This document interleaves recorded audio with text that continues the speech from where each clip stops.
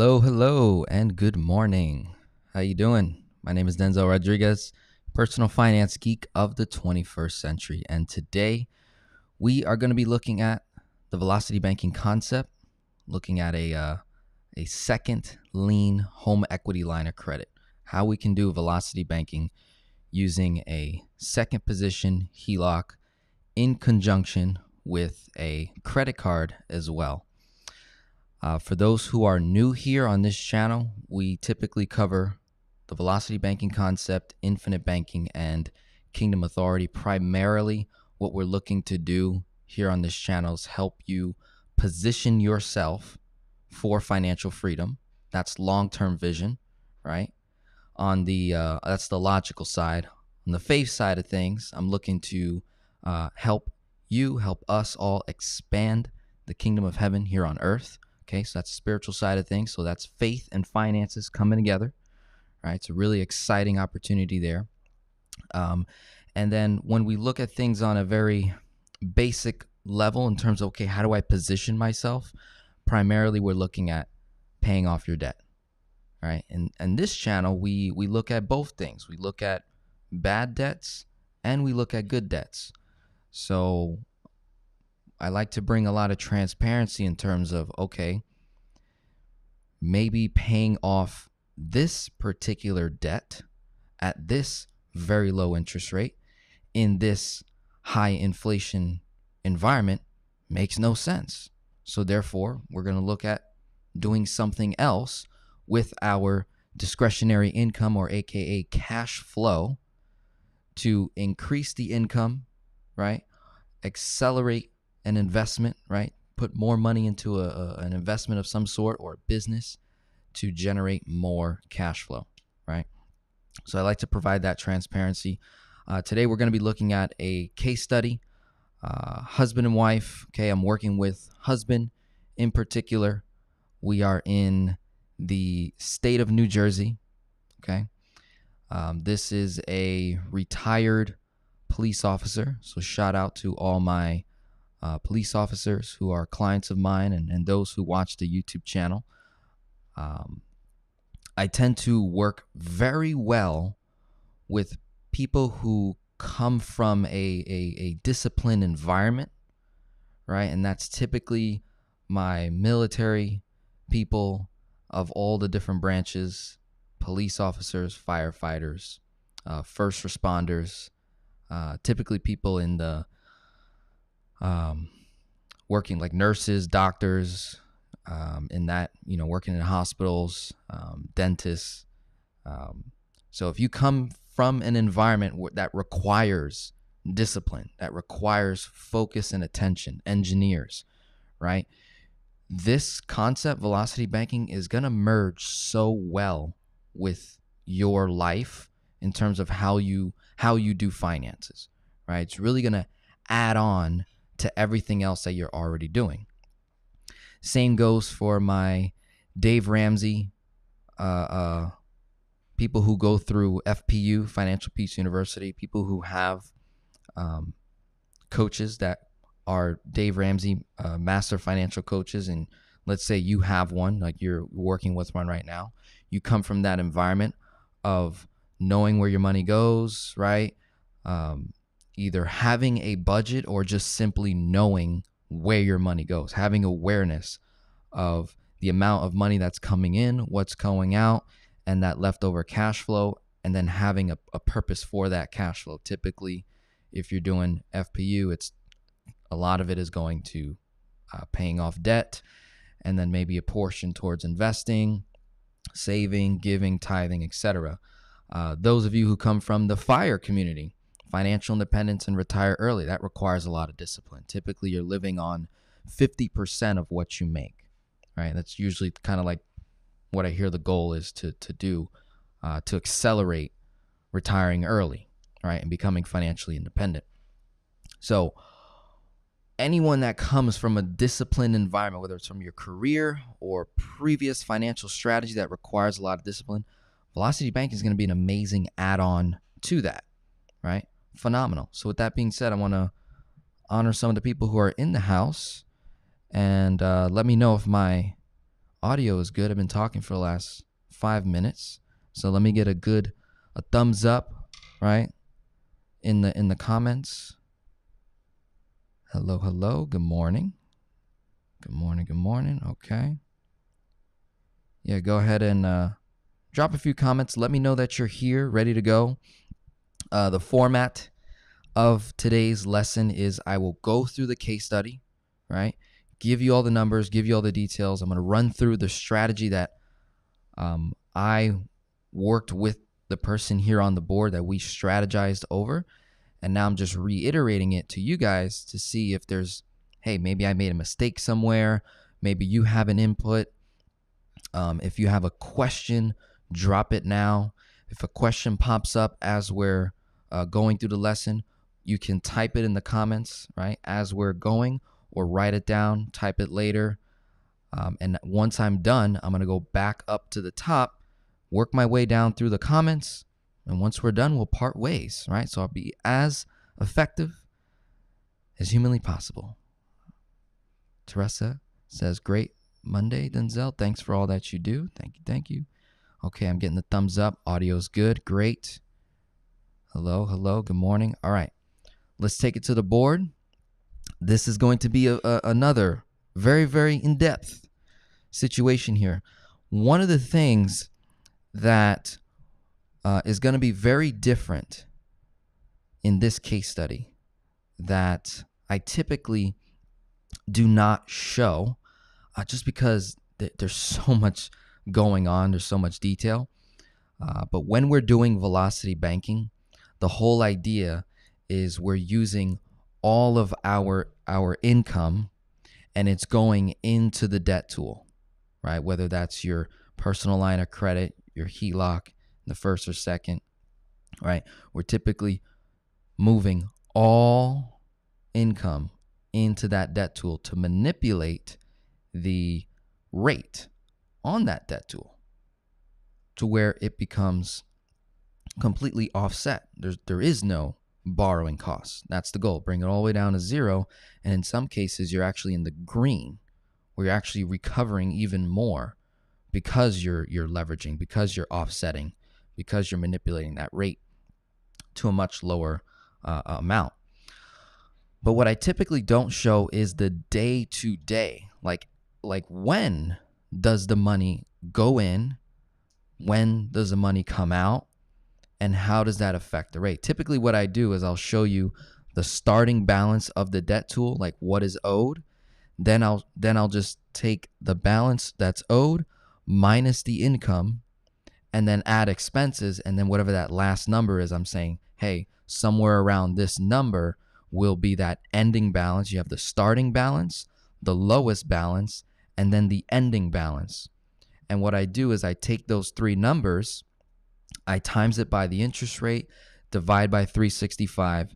It gives me a daily borrowing cost, right, for those three numbers.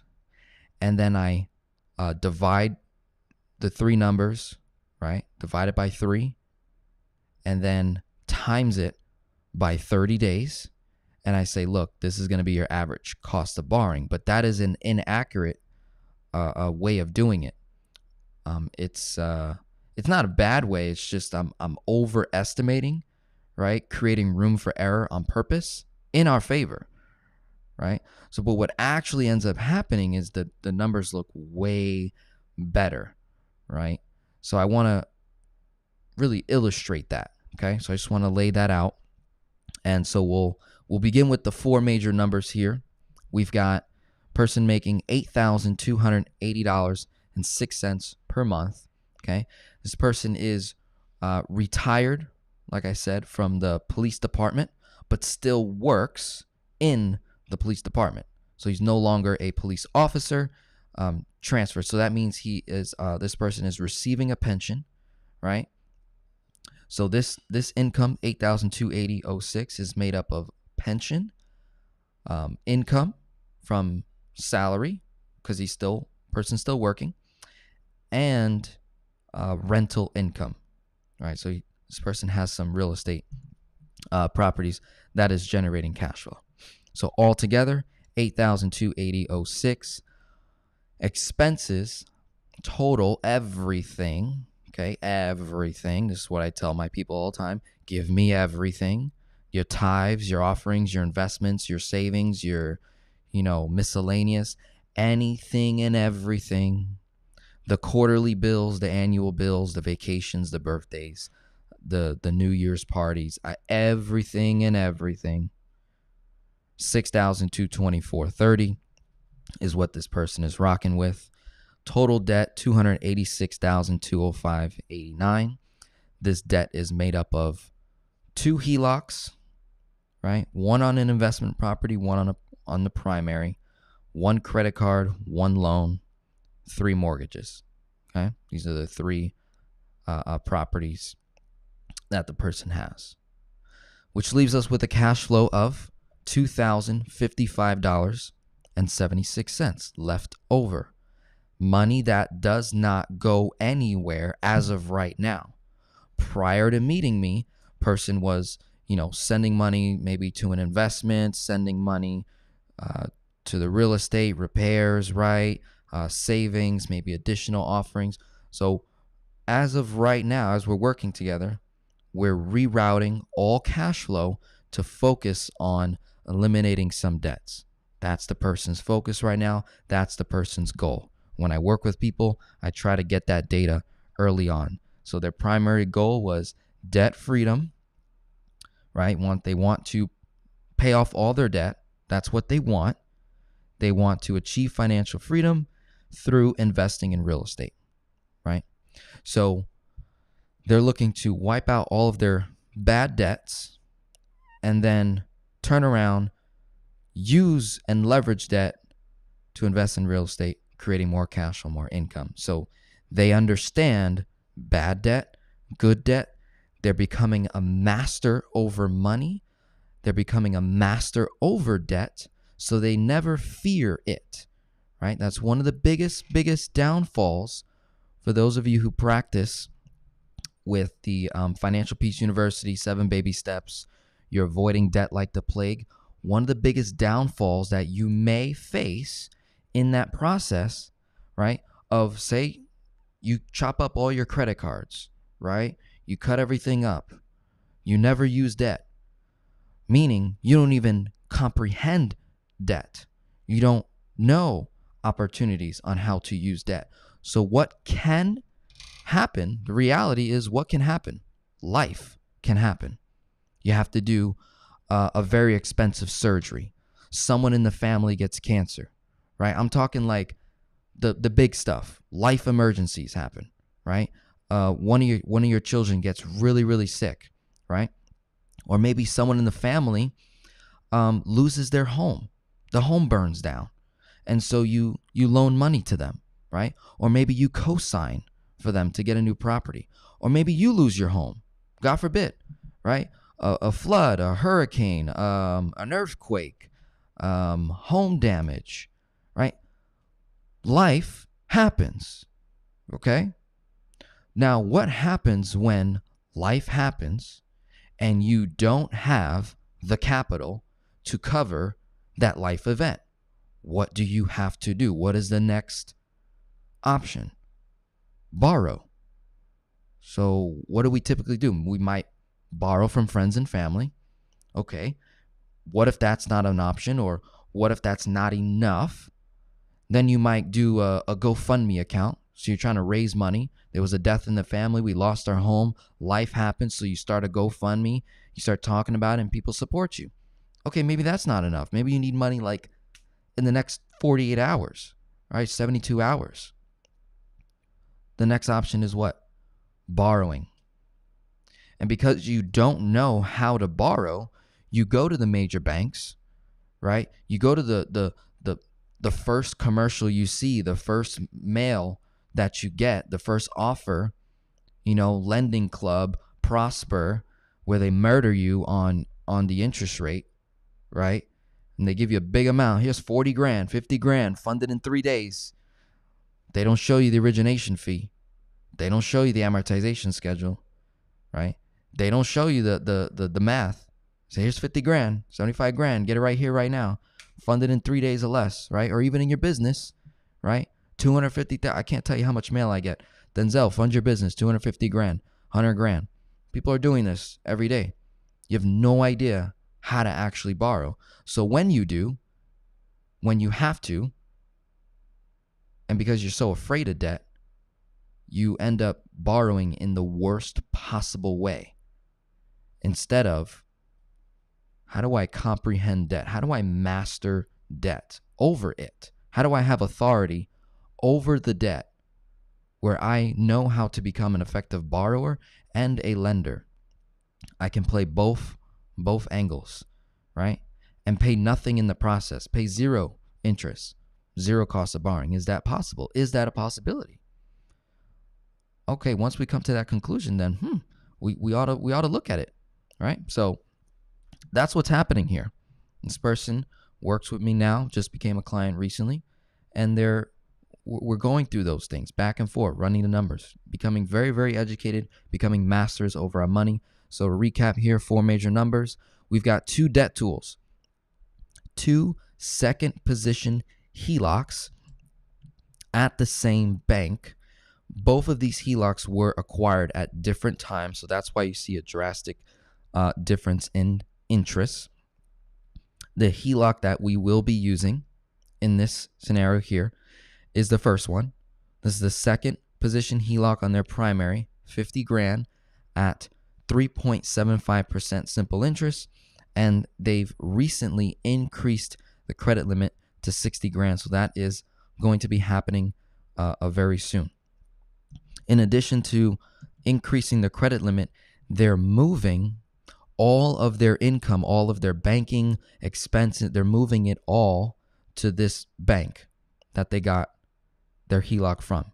So in the state of New Jersey, that bank is called Police and Fire Federal Credit Union. So if you're in the state of New Jersey, you're a police officer or firefighter, what I have seen in the marketplace over the last 3-4 years when working with typically people in the government, different branches of the military, firefighters, police officers, typically you guys have specific credit unions, whether it's within your state that you reside in, or sometimes can be nationwide or a federal credit union, and you get access to exclusive rates, typically lower interest rates than when you go to a bigger bank, right? So this is why when I'm working with you guys and on the videos, I'm constantly telling you, do your research, right? Look up these different credit unions, different banks, before you just apply to the first bank that you see that's offering a HELOC. You may be able to tap into some unique opportunities, even people who work in the hospital industry, maybe the company. Maybe you work for a major corporation. That corporation has an affiliation or actually has a bank or credit union, and they offer a line of credit or a HELOC of some sort at a low or lower interest rate than what's typically going on. Like right now, 3.75% is amazing in this environment right now where interest rates are shooting up. So this person has a 3.75 rate in an environment where people are getting mortgages amortized at 4.5, 5.5, and up in some cases. And this is 2022 September, right? So 3.75% is a steal, right? Amazing. So it's a second lien. Another second lien home equity line of credit that is nearly maxed out. Okay. The credit limit's 50 grand. They owe $44,394. Interest rate is at 6.74%. That's more kind of likely in this environment today when we're looking at home equity line of credits.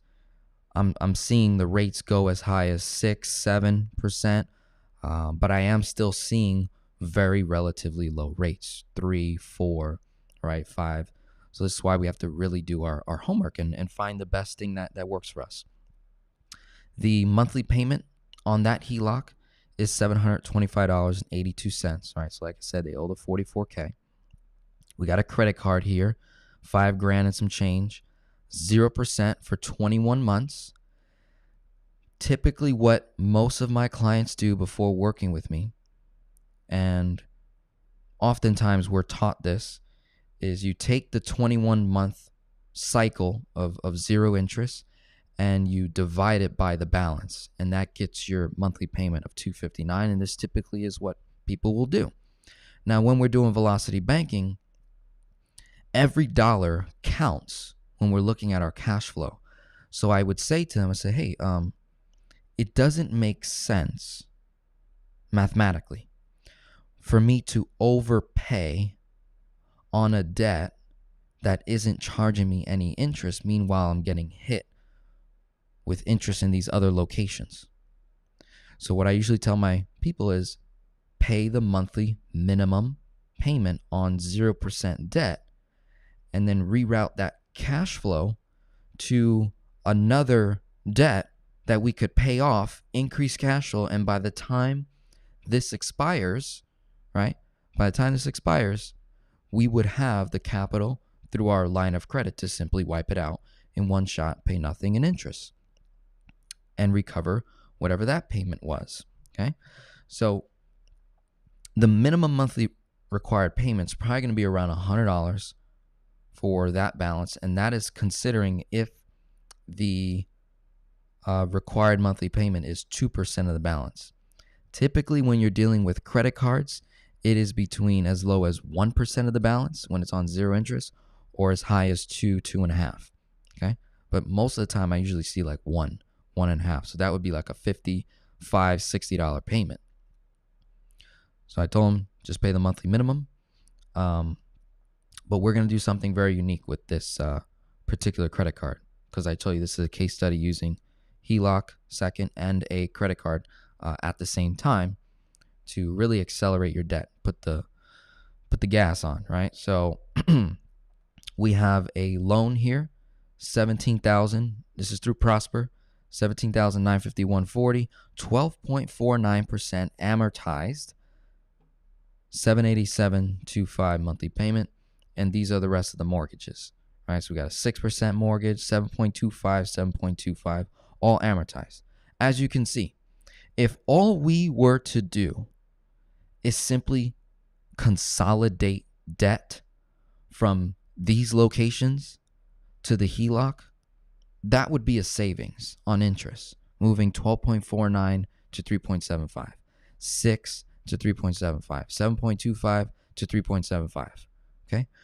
When you're dealing with financial coaches that disagree with debt leveraging, that don't use debt, this is what they're missing out on.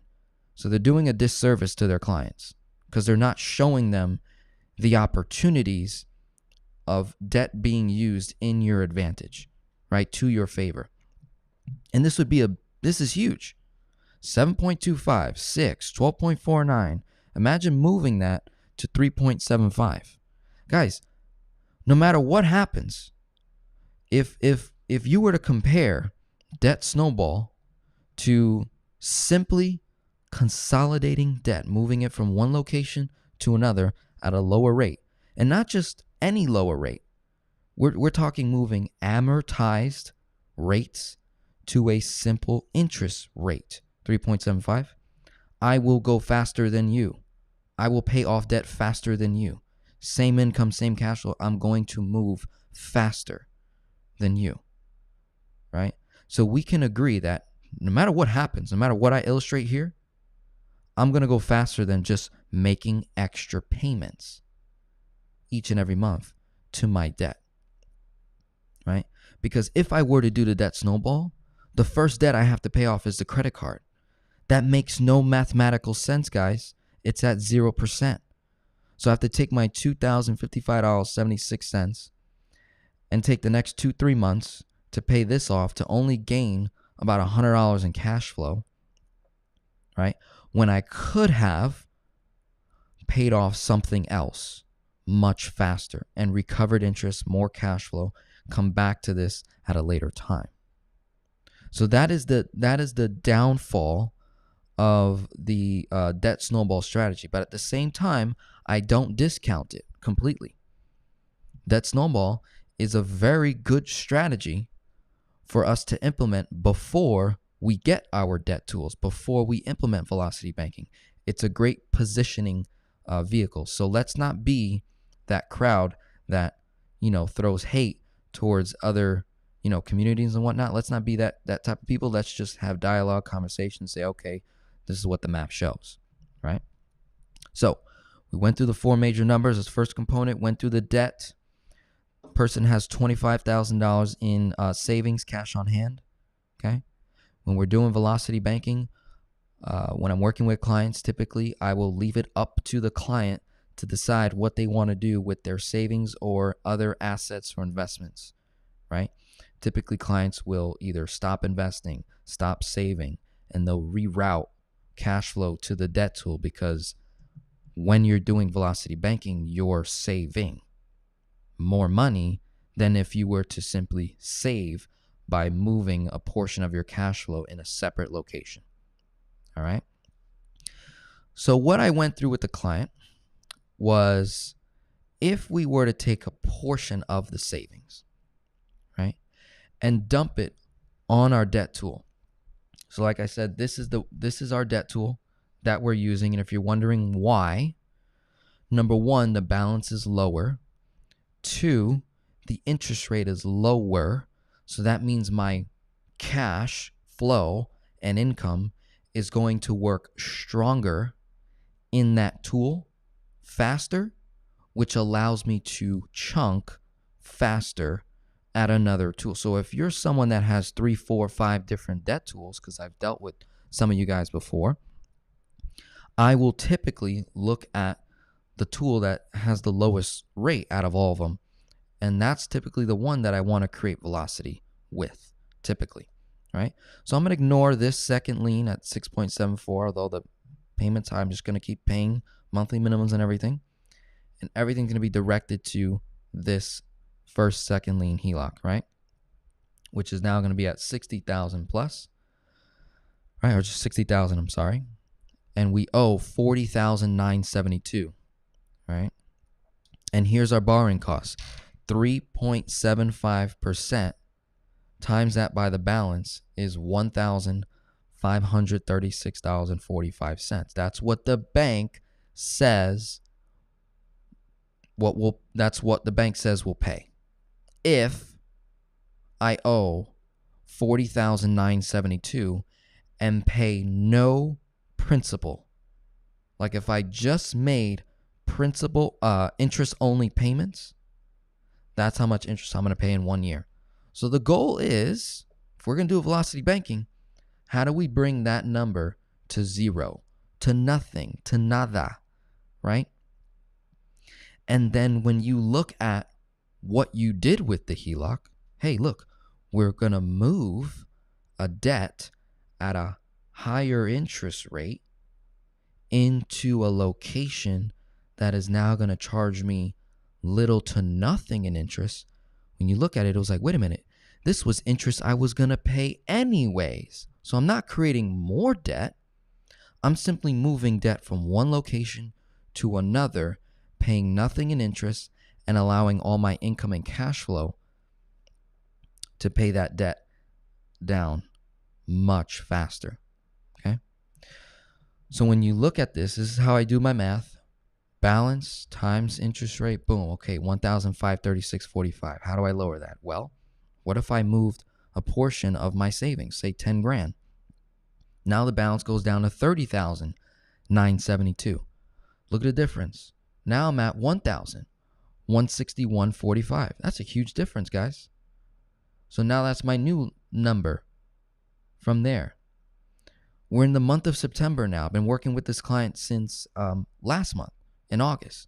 So we're mapping all this out and we're looking at month of September. Now what I did was I said, give me all of the dates where you have money coming in, lands in your checking account. When are those dates? Okay. So a person gets their pension check on the 1st of every month. They're paid bi-weekly. So they get paid on the 1st, on the 15th. For this month in particular, in September of 2022, they're actually going to receive 3 paychecks. It's a 3 paycheck month. So for transparency and to allow for room for error, I'm not even going to count that second paycheck. And I'm going to show you how much damage gets done in 1 month, guys. 1 month on this balance right here and what we pay in actual interest, right? It's insane. First of the month, pension check. First of the month, September, my paycheck. So they're getting that. So from $30,972 minus $3,886.18 minus $2,693.88 lands in the checking account. And here's where some of you guys get mixed up, right? Some of you guys get mixed up. You get your paychecks and you only send a portion to your HELOC or to your debt tool. And then you leave some to pay bills that are owed, say, on the same day that you get paid. That is a mistake, right? Because you're not utilizing all the income to lower that balance to then pull it right back out. That sounds like it's the same thing, Denzel, and I'm going to show you how it's not. It is not. It will make a difference in the final number, right? And I'll share with you with that later. So from $30,972 minus income, so savings went in, that was the first move, minus income, look where the balance goes down to, $24,391.94 times the rate, you get $914.64. Divide that by 365, your daily borrowing cost is $2.50 a day, right? $2.50 for 1 day. 1 day. That is insane. I owe $24,000, $30,000, $40,000, and I'm only going to pay $2.50 versus making extra payments to a debt. Say, for example, let's say you were to hit this loan, $787.25, just times that by 12.49%. That's way more than $2.50. And I can assure you that in 1 month, $787, there's a couple $100 in interest. A couple $100 in just that one debt. Look at the other debts too. So I at this point, I usually ask my clients, I'm like, which would you rather pay? $250 or a couple $100 in interest? Right? Let me know in the comments. $250? $259? $231? Daily, guys, daily. It compounds, but only according to whatever the balance is. Not amortizing the whole balance and then front loading it up front. That's the power of simple interest, right? And being able to reroute all money to one location. So, initial starting balance, savings, portion of our savings went in. Why did we do that? To manipulate that rate dramatically down, right? Make it more powerful. The person could have dumped all of it if they wanted to, but I'm just showing what it would look like if we just did a portion of it. Then their paychecks go in. Critical step right here. All of it must go into the HELOC first, into the debt tool first, right? Look what happens that same day. This person has expenses of $1,785.56. These are the 3 mortgage payments that they have, all due on the 1st of the month. $1,785.56. So what some of my clients would do is they have this 5 and they only send a portion and they leave the $1,785.56. That's a mistake. Don't do that. You're cutting yourself up, right? You're gonna hurt yourself in terms of what you pay in net interest, right? You end up paying more interest over here, and then you're gonna have less money to actually work with throughout the month. So you send it all to the HELOC. Then that same day, like literally, let me illustrate this, right? Look. Paycheck, right, from your company, checking account lands. Now this is the checking account. Cool. This is your HELOC, right? When you log into the online banking, You see the two accounts right there, right next to each other. Checking, savings, HELOC, right? Money's in the checking. Same day, you got bills due on the 1st. We know. Send it all to the HELOC, right? Brings the HELOC balance down. Manipulates the rate, right? That means I won't pay whatever the daily interest rate is on $30,972. I'm no longer going to pay that number because by 12 midnight, I believe typically is when the interest would calculate for that day. Or sometimes it might be when the bank closes, like 5 o'clock or something like that. So money's in the HELOC now. Let's say you wake up in the morning, it's 8 a.m., 9 a.m. in the morning. Money was in your, right? Money hit your account from payroll. Boom. Moved it into the HELOC. Step one. You literally don't have a payment now on the HELOC. There is no payment. Why? It got satisfied by your income. 100% of your income just went to principal. No interest was paid because a day hasn't passed yet. It needs 24 hours roughly for interest to even calculate. You see that? Now look, you're like, Denzel, I got a bill due. I got nothing in my checking. It's at zero. Okay, how much bills do you have to pay this day? Well, we looked at the number, $1,785.56. Move, transfer, withdraw. That's the lingo. Transfer or withdraw. You click the button on online banking, even on your maybe mobile app. Move $1,785.56 to the checking account. Checking account pays the bill. Done. The rest of my income is now parked in the HELOC for the whole day. I'm only pulling out what I need, pay the bill. Done. That just happened in one day. So money went in, money came out, cash flow stayed. Got it? Cool. Now, look what happens to the balance. First, right, over one whole day, 10,000 went in. 38.86, 26.93, all that went in, brought the balance all the way from 40 all the way down to 24. Brought your borrowing cost to 250. Right? Then expenses came out on the 1st. That's all I need to do. Now my balance is at $26,177.50. Times that by 3.75, you get $981.65. Look at that. Now we're at $1,161. Now we're at $981. Uh-oh. Making some progress. Borrowing costs $268 a day. So on the first day of September, I should probably pay $2.68 for that day.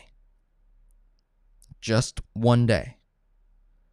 September 2nd comes. Let's say no money comes out of the line of credit on September 2nd. I pay what, guys? $2.68, right? For that day. The balance did not increase or decrease, right? So here's what happens. Here's where people get confused sometimes as well in terms of how they're charging themselves the interest. They think, or most people think when they're criticizing the line of credit or the HELOCs, right, is they say that the simple interest is compounding. What they mean by that is they're saying that this 268 at the end of September 1st, end of the day, it's going to add to $26,177.50. And then it'll calculate that new balance at 3.75%. So that would mean the next day I'll pay $2.71 in interest. That's not what's happening. $2.68 is what got recorded on September 1st. September 2nd, $2.68, right? September 3rd, 4th, 5th, right? All the way to next month. Say October 1st is my due date. It's going to add up all of those interest days and say, on October 1st, here's what you owe in interest. And that comes out of the balance of the HELOC, right? That's what happens, because why? All your income went into the HELOC. So it already registered the payment. That's why when you log in, it says no payment is due. But then you'll see on the due date, you'll see interest gets charged. And if you're wondering, well, where did the interest get charged from? They just pull it out of the equity balance, right? The remaining what's available in credit, they just pull it out of the balance, not out of your checking account. It pulls it out of the balance. Beautiful. Okay. So that is how interest is actually being recorded. It's saying, okay, on September 1st, 268, September 2nd, 268, right? So let's fast forward a little bit and say, okay, September 8th, we have another expense coming up. $787.25. That is when this loan is due. See that? So it brings the balance up a little more. Only $787.25 came out on the September 8th. Nothing went in, right? I don't have money coming in just yet. $277. So maybe from September 1st to September 7th, I pay $2.68, right? That's it. So if you were to do the math, do 268 times 7 days. That's how much interest we pay for 7 days. That's it. 7 days. September 8th, balance goes up. At the end of the day, now I'm going to pay $2.77. Now by the 10th, we have our rental income that comes in. $1,700 comes to the checking account, right? Look what happens. $1,700 from their renters, right? The tenants. Boom, boom, boom. 3 rental income, right? Bomb, comes in. $1,700 to the HELOC, right? And we don't have any expenses on September 10th. So what happens? Nothing. Money stays. Lowers the balance, which will lower the interest until a bill is due. And then I pull money out again. You see that? So September 8th, money came out. So that means for September 8th, 9th, 2 days, I pay $277. So if you're doing the work right now, right? I want you to, on a sheet of paper, $2.68 times that by 7 days. We're going to look at one whole month. What do I pay exactly in interest, right? This is why it gets really tough. This is why, this is what I do with my clients, right? All day long. Sitting with them, running the numbers. This is how we're mapping this stuff out. And then I illustrate it for them on the whiteboard. Then do $2.77. September 8th, September 9th.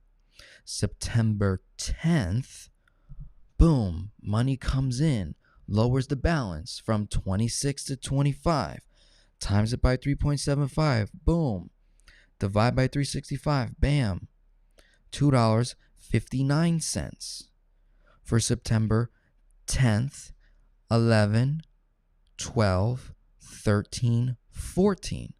So do 259 times 5 days, right? Do it as you're running through it. 268 for 7 days, 277, 2 days, 259, 5 days, right? Then what happens on September 15th? We get paid again. It's paycheck, 269388. What happens? Uh-oh. Where's my marker? Uh-oh. Money came in, bam, payroll, lands in the checking account. Before you do anything, move the whole thing. Don't even think. As soon as you wake up in the morning, move it to the HELOC. Bam, it's in there. Brings the balance down, lowers the borrowing costs, right? Uh-oh, look what's happening. Balance goes down, 22. times 3.75, $2.31. So now we say, okay, $2.31 a day for September 15th, September 16th, September 17th, September 18th, September 19th, September 20, so 6 days. Do 6 days times 231. Go ahead. Go do it. All right, I'm give you some time. Get the number for me. And I want you guys to put it in the comments. And we're going to go back and forth. Right? We're going to check our numbers. Make sure we're doing this right. 6 days, 231. On September 21st, I have credit card payment is due. Now, what I did to be, again, overestimating room for error, I actually did take this number, 259, which is divided by that number, which would be paid off in 21 months, right? Took the 259 and said, all right, on the 21st, that's when we have that credit card payment due. So 259 comes out of the line of credit, out of the HELOC. To the checking account pays that credit card. That's the only thing that is due on that month.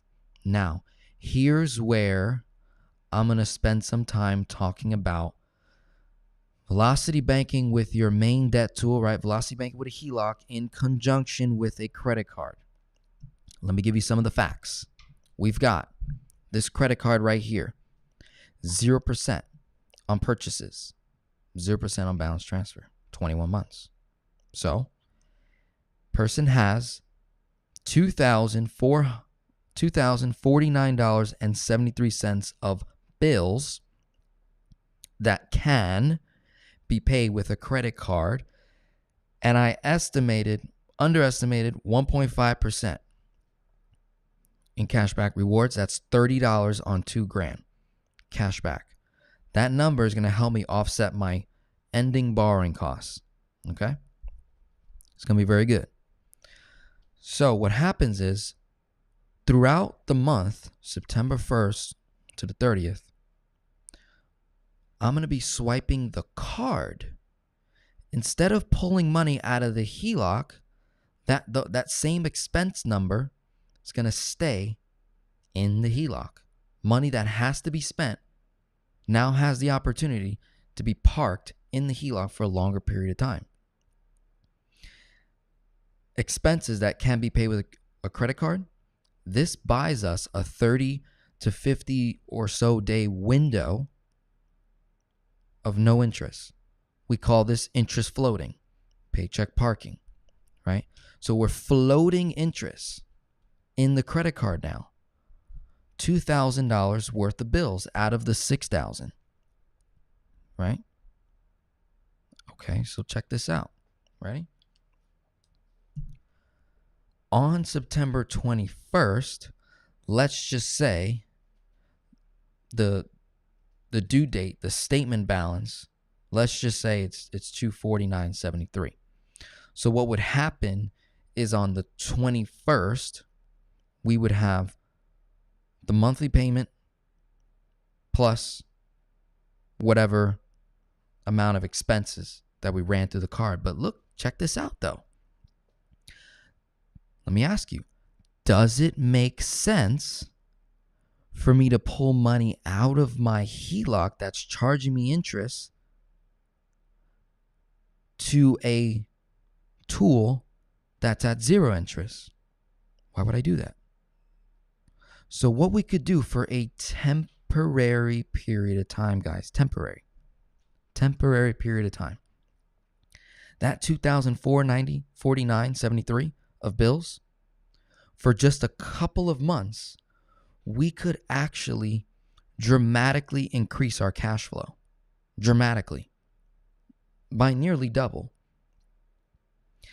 And just park bills for a couple of months into the credit card and leave it there. And only pay the monthly minimum payment. So notice how 21st expenses $2,049.73. That's just me showing how much money is being loaded onto the credit card at 0 interest. Monthly payment is $259, but it's not really $259, right? That's really like $100, but we're overestimating here. So stay with me. Here's what we're going to do. I'm going to go like this. Balance on the credit card is $5,454.49. The credit limit is $19,000. To be conservative, I times it by 2/3 and say, okay, $12,540 would be the max leverage I would go on that credit card. Times it by 2% of the balance, $250. It never exceeds this payment that I'm doing of $259, right? Not bad. So watch this. Do $12,540 minus current balance, $5,454. Do this with me. You get $7,085.51 of leverage at 0%, zero cost.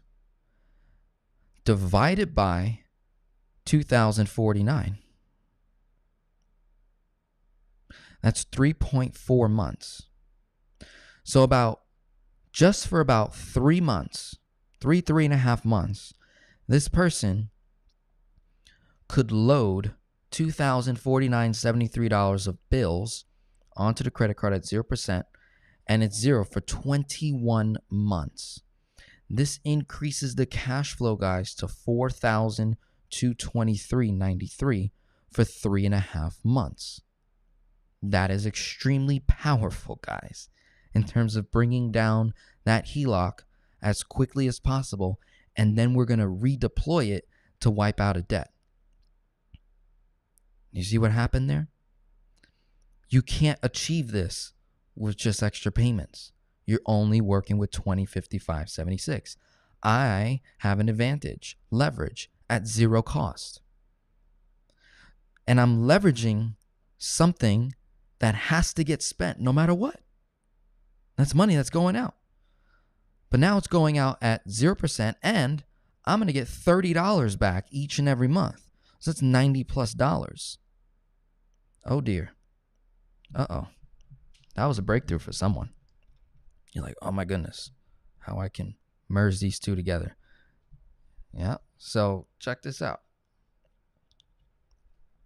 That's the strategy. 3 months, which means that out of the $6,224.30 of expenses, only $4,056.13 is coming out of the HELOC. The rest of my $828.06, right? $8,280.06. The rest of that money stays in the HELOC. You see that? So then look what happens. Ready? 21st. So far, 4 times money went in to the HELOC. 1, 2, 3 times money came out of the HELOC. Then on the 24th, right? 72582, that's the HELOC due date. On the 24th, money comes out, right? Do the math, times 3.75, boom. Now we're at 242. So we went from, let's go back to the top, from the 1st to the 7th, right? 7 days, pay $268, right? Then from September 8th, 9th was $277. September 10, 11, 12, 13, 14, 5 days, we're at $259. September 15, 16, 17, 18, 19, 20, 6 days, we're at $231, I believe it was. Now it's September 21, 22, 23 at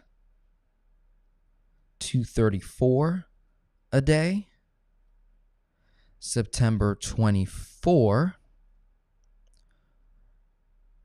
25, 26, 27, 28, 29, 30. We're at $247, right? Because on the 24th, we have that payment due, so it brings it up to $242. But then I also said other expenses, right? Other monies that's coming out that can't be paid with a bill, $498.50, $247. So use that number instead, right? Now, here's what I do from here to simplify that whole thing, what you could do. If you want to get that real accurate number, do what I just told you to do, and you're going to get a final number. You're simply adding up all of the days in 30 days to see how much interest is going to be charged. But to get an average, you would take all these numbers, 1, 2, 3, 4, 5, 6, 7, 8, add them all up, divide by 8, right, to get the median number. The median number is going to be $2.51 a day is my average daily cost of borrowing for the month of September. 251 times 30 days is $75.30, guys. And then you minus the $30 in cashback rewards. My borrowing costs, $45.30. Let me ask you, did I pay this? $45.30? Technically yes, and technically no. Why? Well, yes, because the $75.30 gets charged on October 1st, let's say, out of the HELOC. So the bank charges that number. You got $30 in cashback rewards that you'll apply to the balance of the credit card. So it actually less money comes out of the HELOC. So that number might be like $72, $71 or something like that, right? This $45.30, that net number of interest, where did it come from? Well, it came from the existing owed balance that the person had. No new debt was created. We're paying down debt. We're not creating new debt, right? So right now we're doing velocity banking on the debt tool. We haven't chunked at anything yet. We're just simply paying down this original balance. So the balance, when you do the math, you land here at $24,054.19. Now here's where it gets trippy.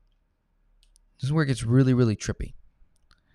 And this can confuse me sometimes, but this is the power of money going in, money coming out, right? And I'll use the example of when you guys make the mistake of not sending all your income in and what it does to the balance, right? So let's say, take it from the top, we're at $30,792, right? Let's say you only dumped a portion of the $3,886.18 minus $1,500. Now the balance is at $29,472. And you've got $1,500 of expenses that you didn't put in the HELOC, right? What's going to happen is the balance is going to be higher now because of that interest, right? It's a little difference, okay? But we're going to go through this whole thing here. I'm going to show you what happens when you follow this to a T. And just so there's no magic here, right? No magic. Look, $8,280.06. Let's take it from the top. $40,972 minus 10 grand principal minus 8,280.06.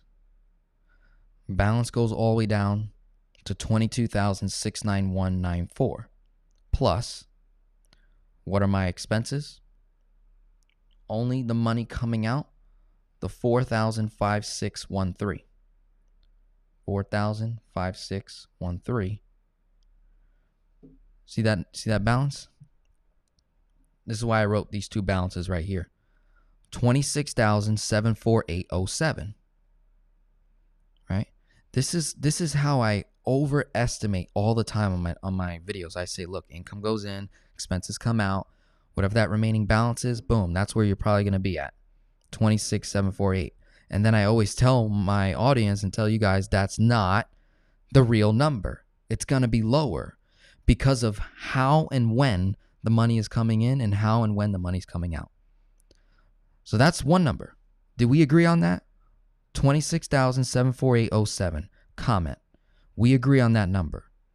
All you did was minus, you took the initial balance owed of 40,972. We minus 10 grand.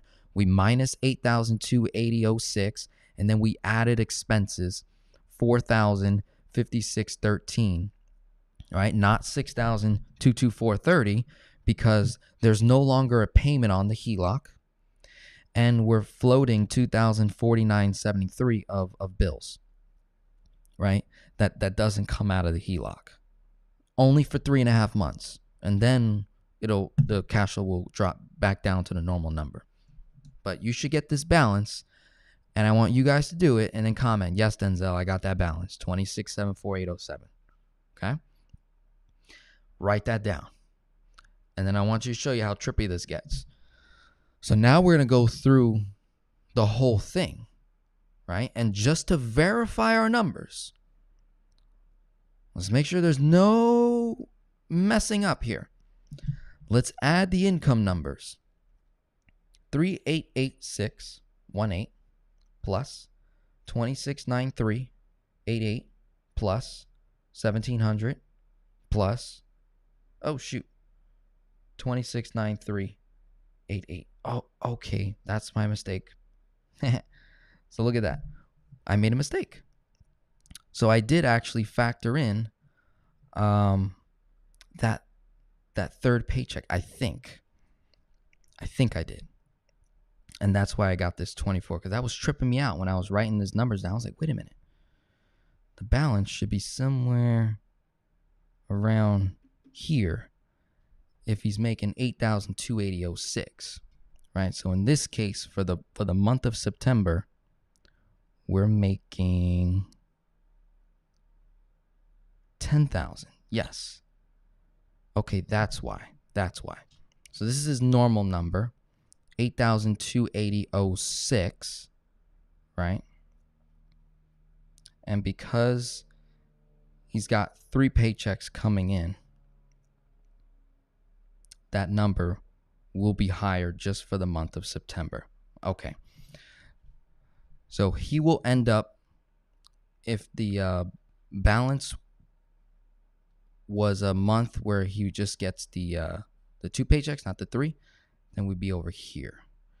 And then this would be the actual net balance number, 24,054.19.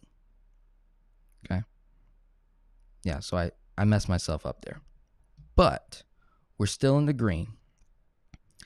And all these numbers are still correct. So that's the good part. So I didn't mess that up. But notice how when we go from the 1st of September, all the money comes in, right? Just recapping here. Money comes in, money comes out. Total expense out, money out, is now 4,056.13, right? And let me just verify those numbers, right? Our expenses, 1,785.56. That's the 3 mortgage payments, plus 787.25. That is the loan payment. 725.82 is the HELOC payment. And then add 259 plus 498.56. $4,650. Okay, so that number is correct still. We're good. All right. So $4,056.13 is money coming out of the HELOC. Our cash flow is temporarily increased to $4,223.93. Okay. So the only mistake I made here initially was showing you what his total income is. And it's actually higher than the $8,206 because he's still getting a paycheck on because he's bi-weekly. So the 1st, the 15th, this person is going to get a paycheck on the 29th of September of 2022. So this person's income is actually higher than $8,280.06. So I messed that up. But even though I messed it up, look at the result, because now this is all underestimated here. So the balance is going to be anywhere between this number. This is being super conservative, between 26, 24. But we know it's going to be around here. And then even less when that September 29th paycheck of $26,903.88 comes in, right? So that's why it gets trippy. That's why it gets a little confusing when you actually kind of like go day by day, right? And we understand that this $75.30 in interest is also an overestimation. I want to know if someone in the comments can tell me if we were to add up all those days, what that number came out to. I think it's going to be a little bit less, probably 70 or less. So let me know what you guys got, and I'm gonna look at the comments in a second here. So now, what I'm gonna do, let me see. Do I want to erase the board yet? I don't. I just want to illustrate what would happen in the next 3 months or less. All right, if the balance is all the way at 24 after just 1 month, right? This person could aggressively make a chunk, bringing the balance back up on the HELOC without violating our leveraging rules, which is 2/3. So at 60 grand, 2/3 would be 33,000, right? If I'm not mistaken. Let me see. Wait, 60,000 times. Oh, 39,600, right? At 50,000, 2/3 is 33,000, right? So now that we're at 60K credit limit, our leverage max is 39.6. Notice how originally they were at 40,972, so a little bit above, nothing too crazy. So write that number, 39.6 is our max leverage. That's just a safety number here. But 24,054.19 plus, what would be the debt that we would go after? Do you go after the mortgage, 17,368, payments 437, interest rates at 7.25? That would be the next lowest balance if we were following debt snowball rules, right? We're going to avoid this one because it's at 0%. That doesn't make sense to pay that off. Plus, we're using that card, right, to do velocity banking with, to float bills. This debt, 17,000, just a little tad bit higher, 17,951.40 at 12.49%. Monthly payment 787.25. Okay. I like that one more. So I'm going to skip over for more cash flow and more interest savings. This is debt avalanche, where it says go after the higher rate interest on a debt. So I like how velocity banking, we can kind of flip and really finesse here according to what gives us the most cash flow the fastest. So 24,054.19. I'm going to add that interest of $75 just to play it safe here, right? Just to show you that I'm adding interest on the balance. Plus 17,951, understanding that when you actually go to chunk at it, it's going to be a little bit less because you would have made a payment, right? We made a payment. So that brought the balance down, but I'm still going to add that number. So our balance would go up to 42,8089. I'm comfortable with that. Cash flow goes up. 4,056.13 plus 787.25. Cash flow 4,223.93 plus 787. We're nearly $5,000 in cash flow now. Nearly $5,000. We went from 25.55.76 to a near $5,000 in 1.5 months. That puts me way ahead of Debt Snowball. Way ahead. Right? Not bad. Okay? So that means that if we were to go super conservative here, I would inform this client here. I'd say, look, our chunk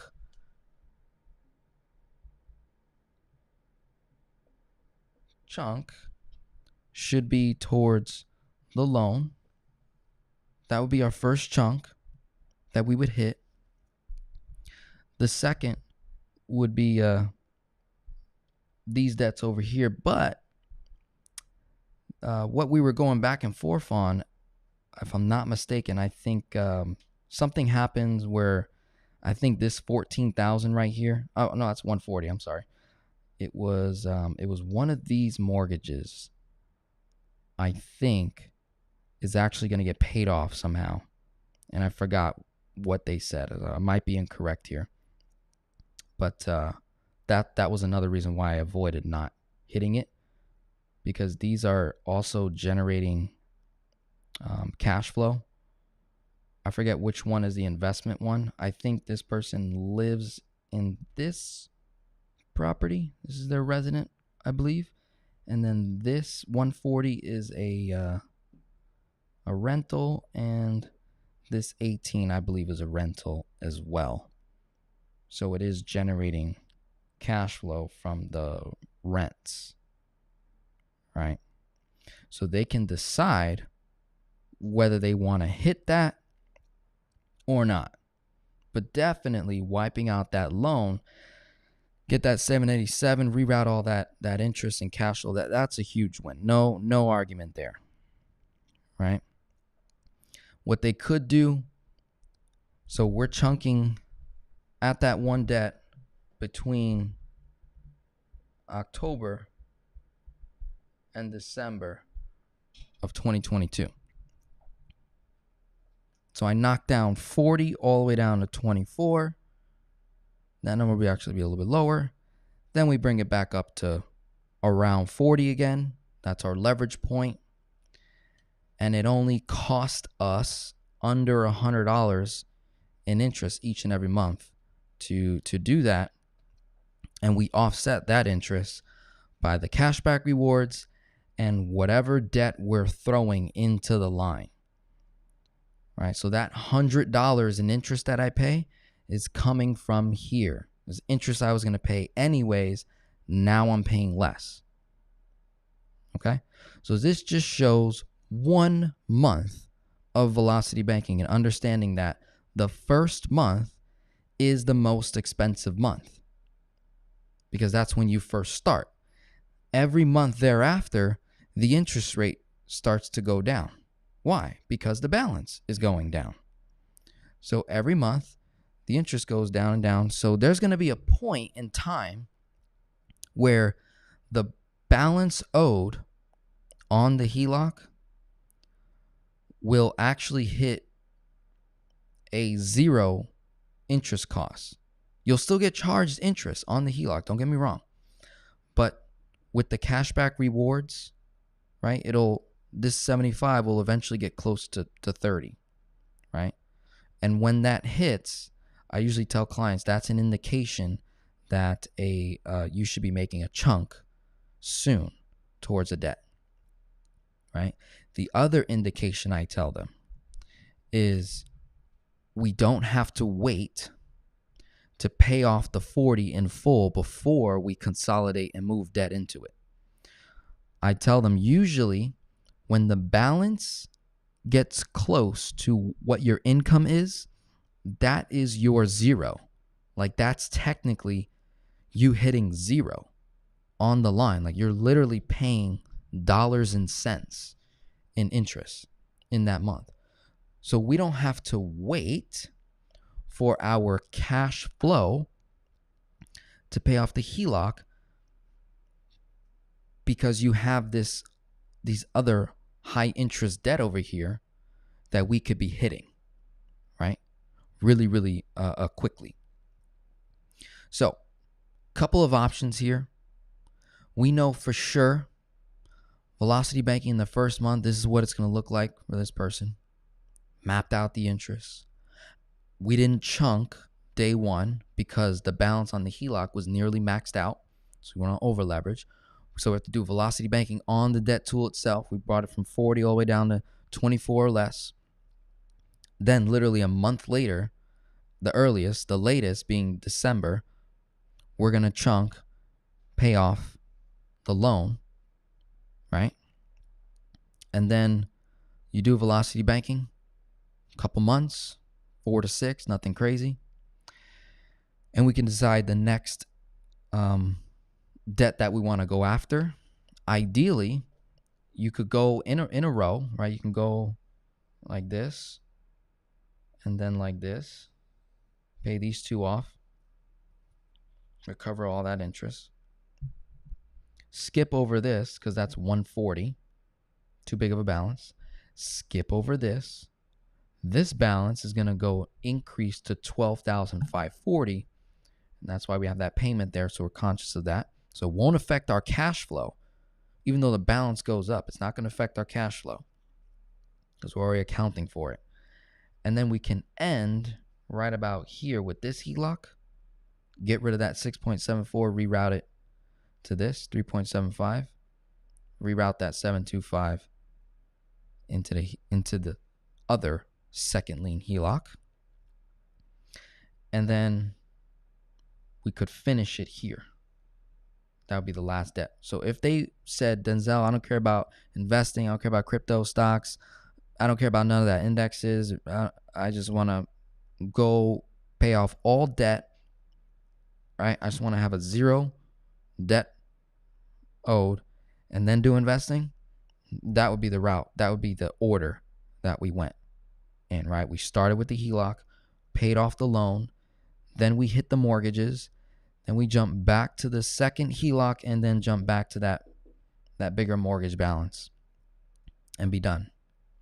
Other option is through this period of time, say 1 year, 2 years, if that, they eliminate the loan, the HELOC, and say these two smaller mortgages and just left this one, the 140. Let's say they just left that. And they say, I'm just going to service that debt. I'm cool with paying this. I would simply tell them, well, at least let's get out of the 6, right? And maybe we can increase our HELOC to like 150 or more, and then just move the whole thing into here at that 3.75. And we don't have to pay it off. We just do velocity banking, right? All income going in, expenses coming out, cash flow stays, right? We just do that. And then they could then use their cash flow and equity in this HELOC here that they would have increased to then say, all right, I want to look at investing in real estate, maybe acquire another property. These two mortgages are paid off now. There's equity in that. They can pull another HELOC, right? Or do a cash out refi if they wanted to, right? And you can take out a certain amount that is less than the rent that they're getting to cover the payment to get access to, say, 50 grand, 75 grand, 100 grand. That's cool too. I wouldn't be against that. So they're putting themselves back into debt again after just paying everything off, putting themselves back into debt, maybe at much lower rates, lower payments, to have capital, to acquire more real estate, to create more cash flow. And then now, instead of having bad debt on their books, now they've got nothing but good debt on their books, right? And that concludes the lesson here. And what we're going to do now We're going to look at some questions. All right, we're an hour and 20 in. It's about to be 12, so I'll try and fly through these questions as much as I can. Just going to take a sip of water real quick. Second.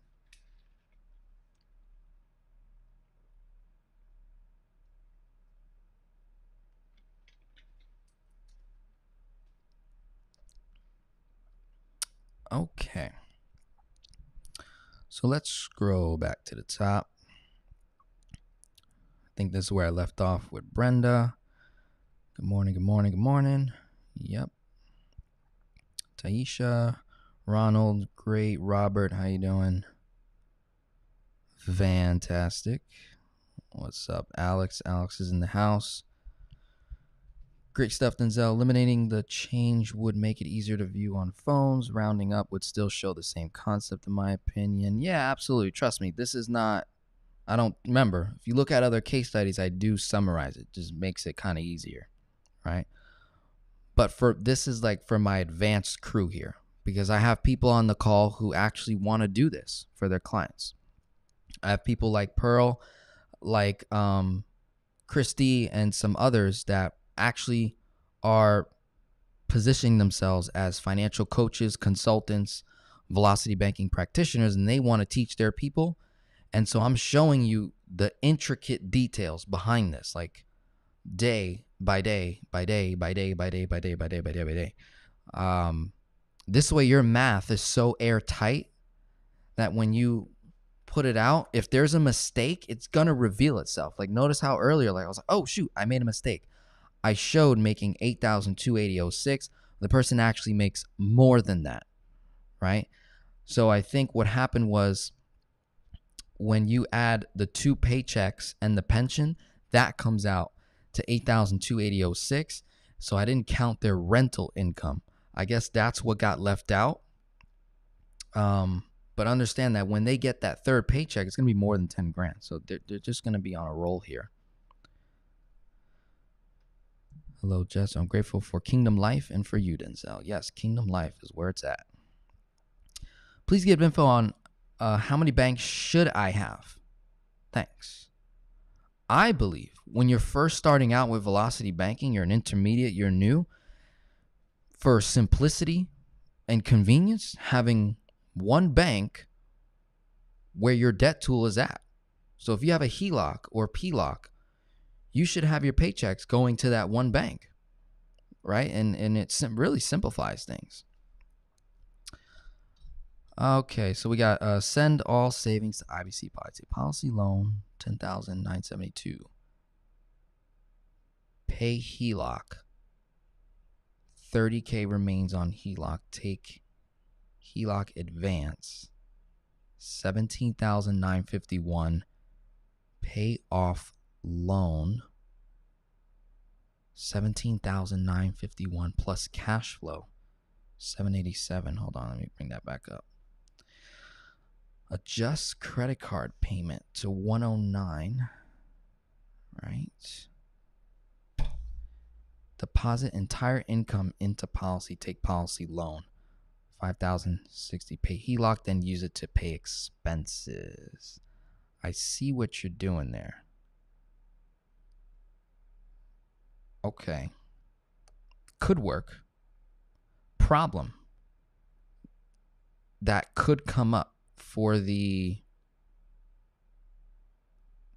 beginner, right? This person is a beginner, right? So I made that very abundantly clear. So if they just became a client recently, so to get their feet wet, I would recommend velocity banking first.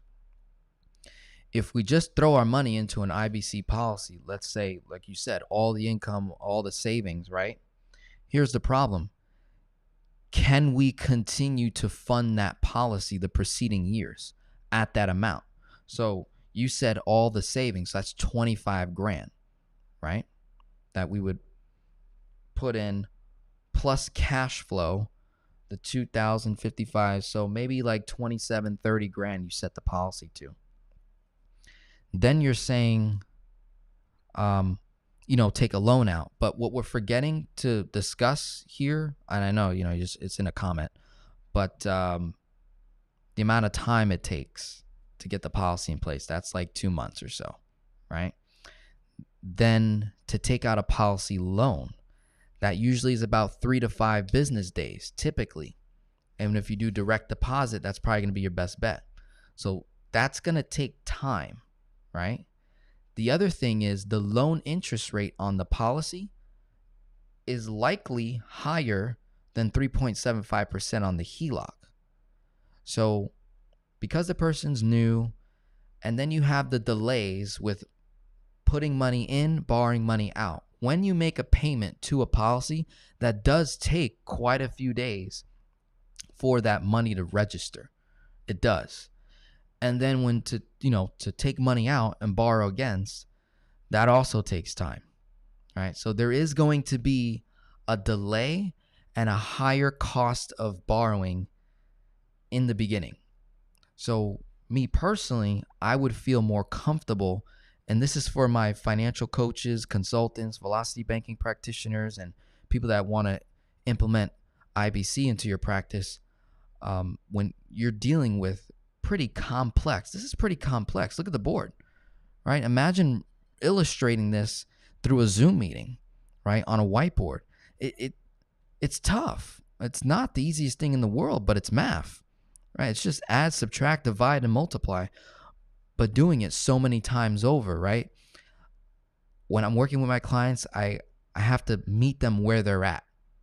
So if I'm meeting a client and they're coming from Dave Ramsey world and I throw them into IBC and velocity banking, mistakes can be made. Highly likely to make a mistake. Highly likely.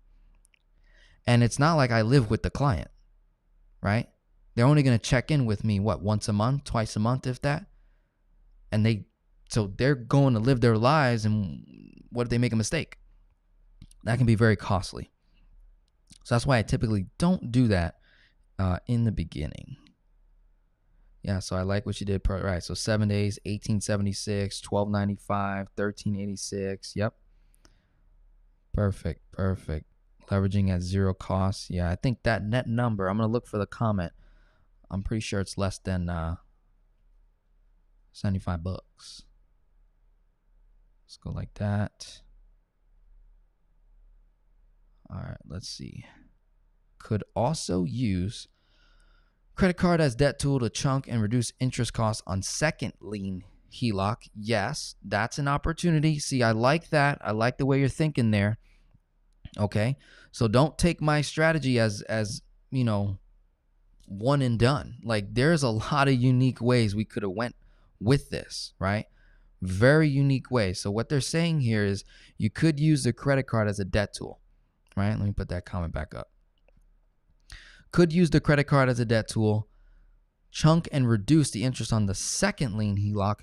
Maybe if we wanted to recover cash flow and interest right in this second, maybe we could have paid off the mortgage or a big portion of the $17,368 and get $437, right? And then you're saying send payment and chunk of $6,000 to second lien, temporary cash flow $725. I don't know how you get the cash flow gain of the $725, because remember, we don't have enough space in the credit card. Let's take it to the board again. This is only a $19,000 credit limit, so there's only so much space to work with. Now, when I was working with the client, I was saying either you could run bills, do the card like I was saying for about 3.5 months and then stop. That's cool.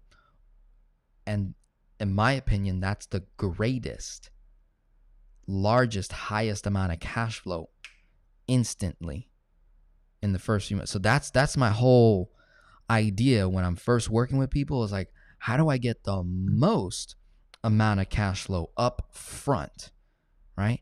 And that creates so much momentum for the rest of the strategy. So that's why I did that, okay? Now, if you're throwing in the savings, using the savings, that could also be a factor too. Yeah, the person could throw savings, but maybe they need that money for some repairs or something like that, or emergencies. So that's why I leave it alone, right?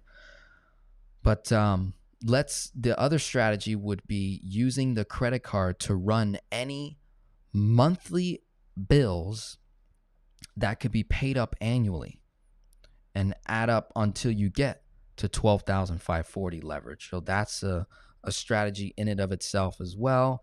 And then, like you said, you could do like a double chunk from the HELOC, chunk from the credit card, and knock down some debt somewhere. That's cool too. All right, so that is a possibility. Don't deny it. Okay, HELOC, Yes, I came up. Okay, yeah. So we verified our numbers, right, earlier. Great. What about rounding your numbers to 0? Make it easier to read. Rounding up, rounding down. Keep your numbers close to the real numbers. I'm no financial geek. I'm just saying. Yes, no, you're right. Trust me, I do it in other videos.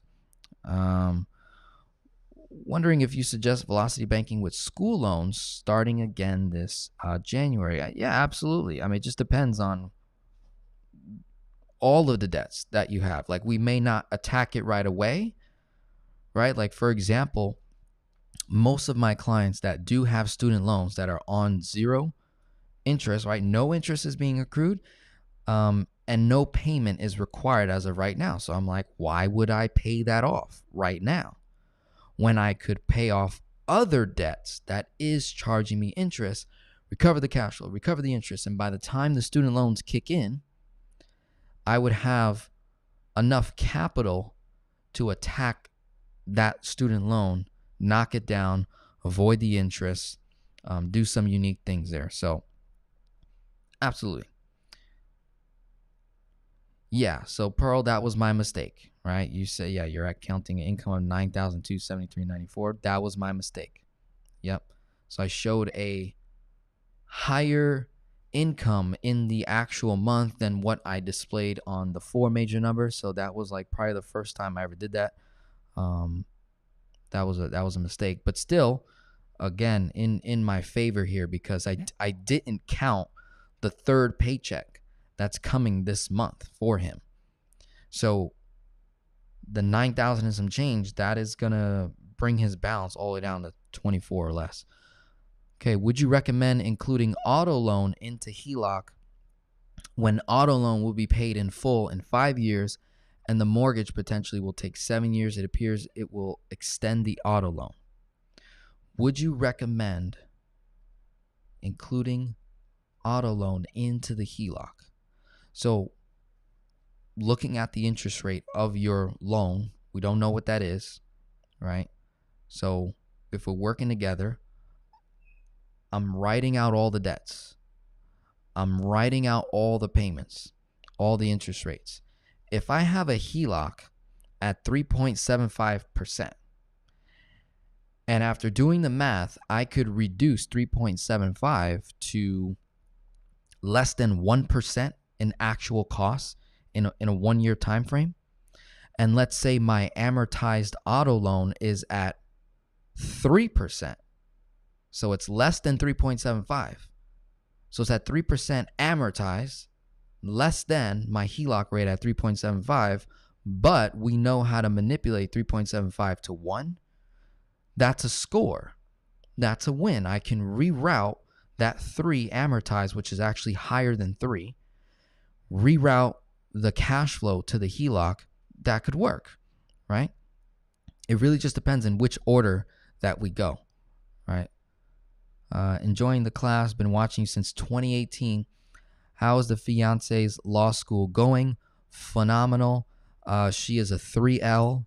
Okay, she graduates next year spring, and then we got to go up to Tampa to take the bar, right? So she'll take the bar, and then she'll officially be a lawyer.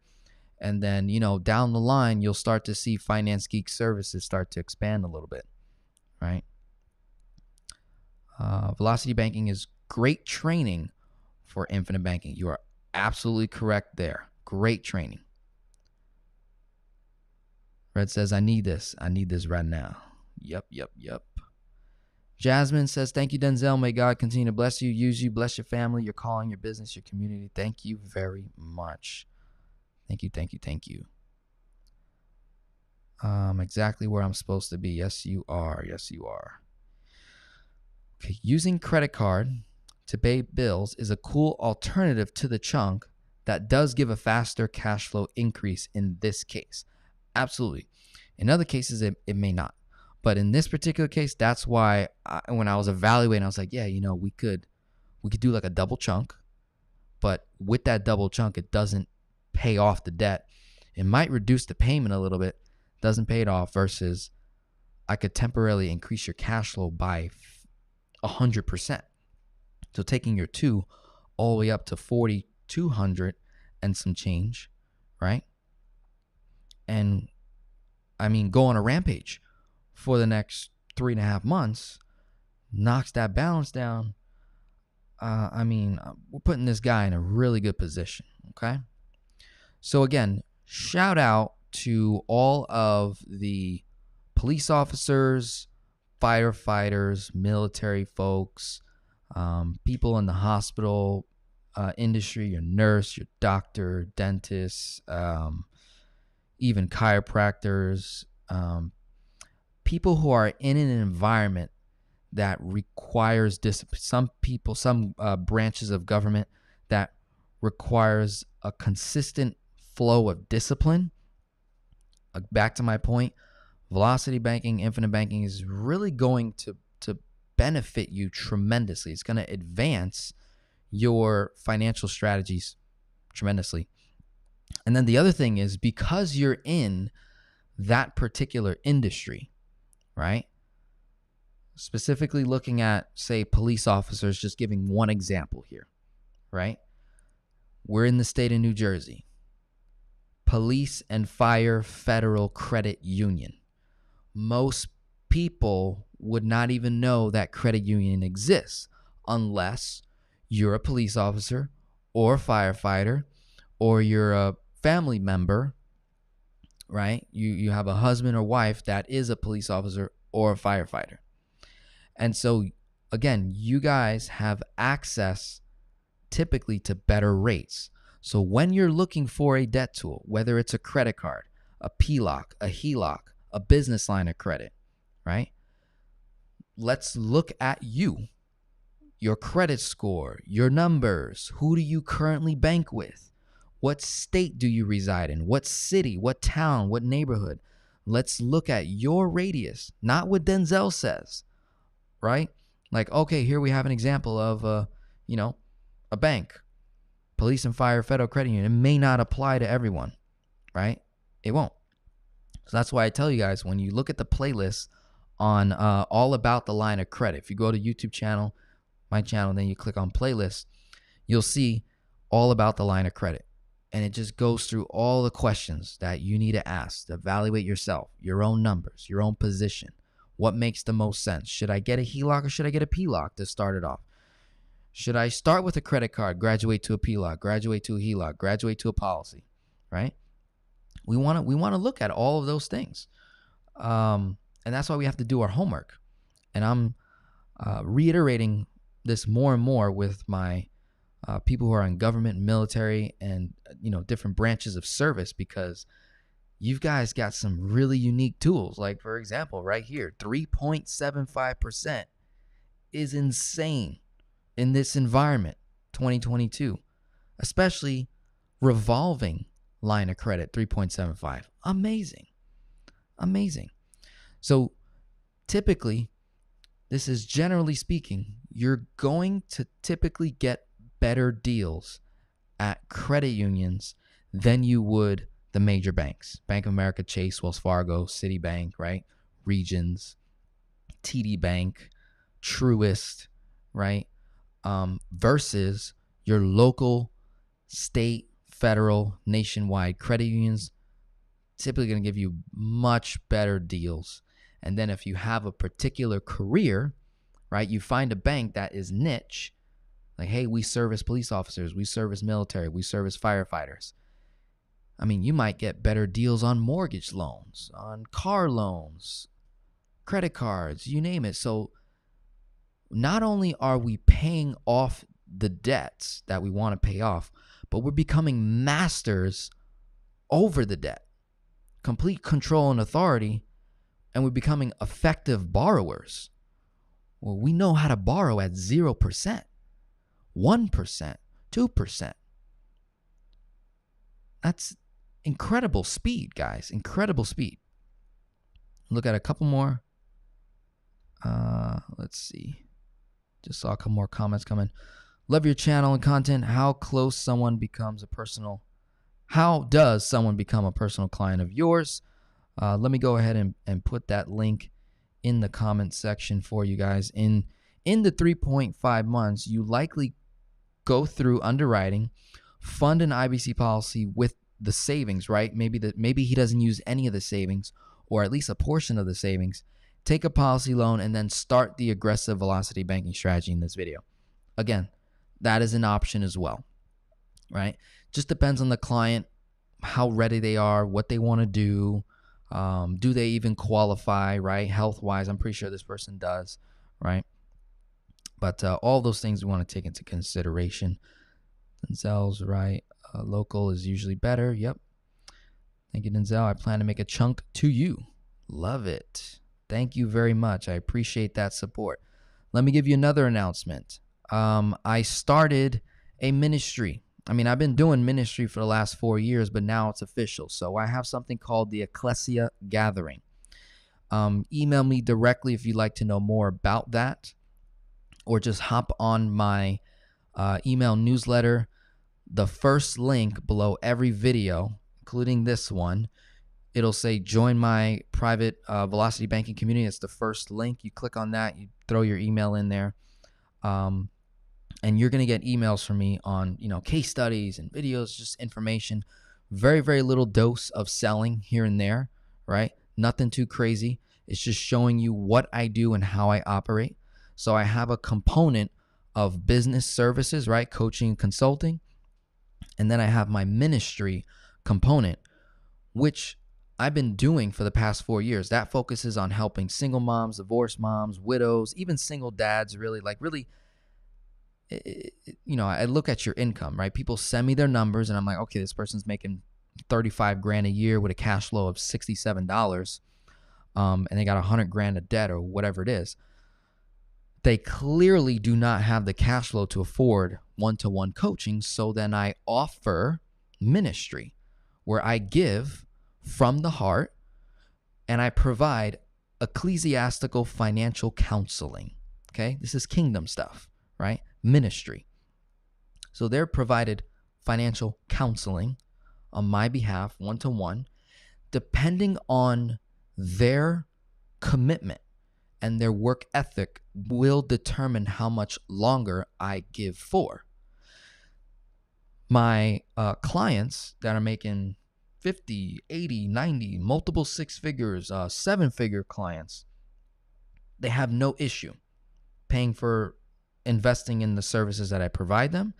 And then what they do is they just give money, right? Whether that's, through the different applications like Cash App, Zelle, Venmo, PayPal, or check in the mail, or they in the comment section they do a little tip, right? You can give thanks like there, or the super chat, right? You give money, the Patreon page. So people give money in many different ways. On my website, there's a contribute tab on my website, so I'll put that on there.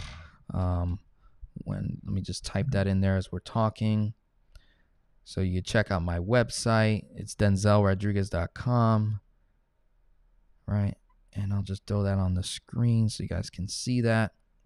So if you go to denzelrodriguez.com/contribute, right? Or just go to that, click that, boom. You're going to see the tab where you can contribute. Bunch of different options and opportunities to simply give, right? You're like, hey, this YouTube channel, the free videos alone help me pay off 50, 100, 250 plus thousand. I have people that have been watching me since 2018, never invested in any of the coaching because they're like, it clicked. They got it. They watched the videos and they applied it and they became debt free just by watching the videos. No interaction. And those same people give in so many different ways. Like, they share my content, they subscribe, they like. And so that ministry part is now being integrated with my existing clients and community. So the Ecclesia gathering is really unique.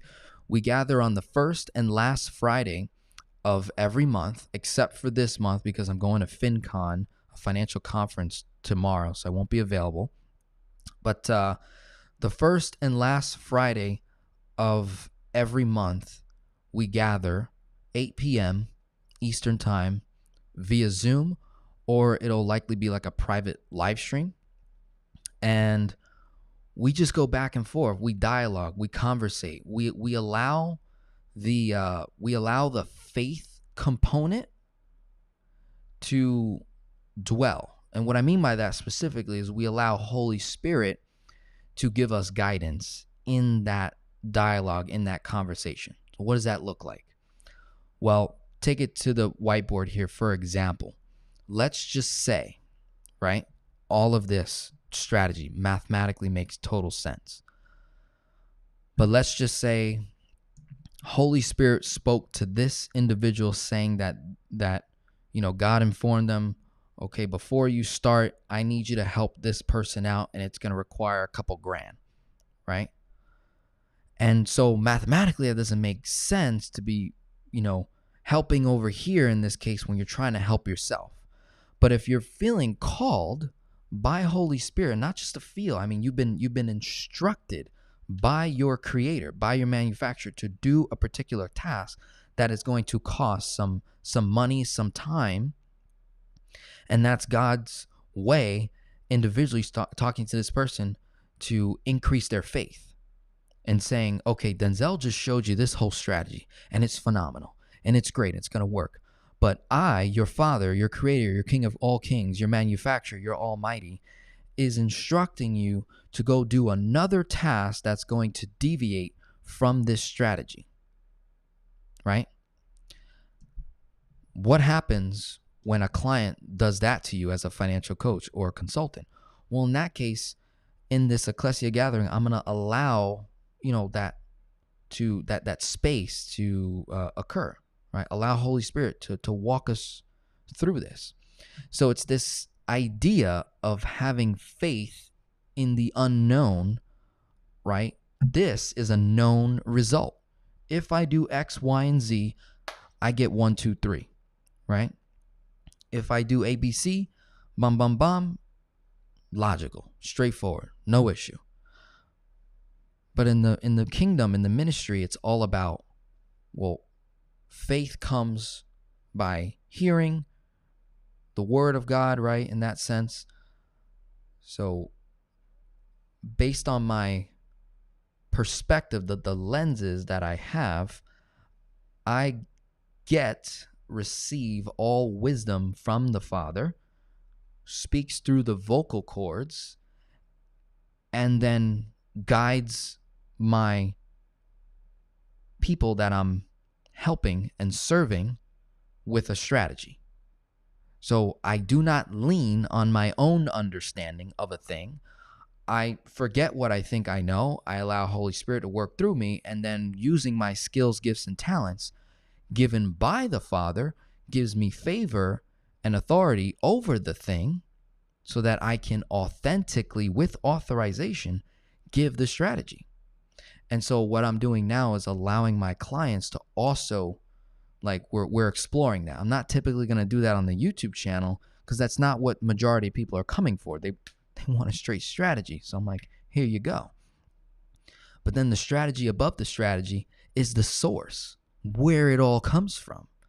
So if you have a good reading on that, then your success is actually defined by the level of faith that you have, not the amount of money that's in your bank account, not the financial independent status that you acquire, not the financial freedom status that you acquire due to the amount of investments and assets and cash flow that you have. Not to say that those things aren't important. It's just, it's not the source.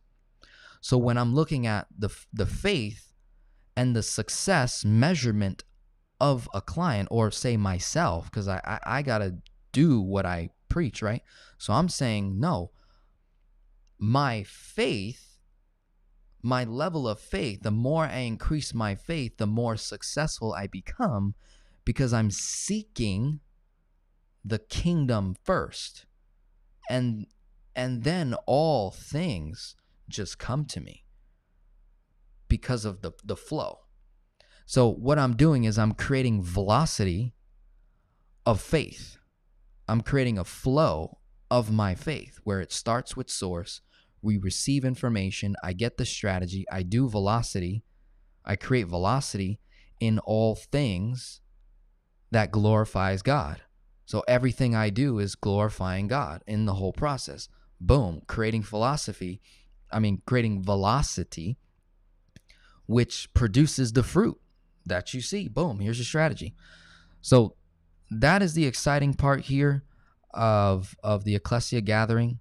And whether somebody believes or not, it's a ministry that is focused on finance. It's a ministry of finance, helping people get their money right. So you can give to that, contribute, or become a client, or purchase the services for someone else. I've had people do that as well, and then they just send me the email and the person that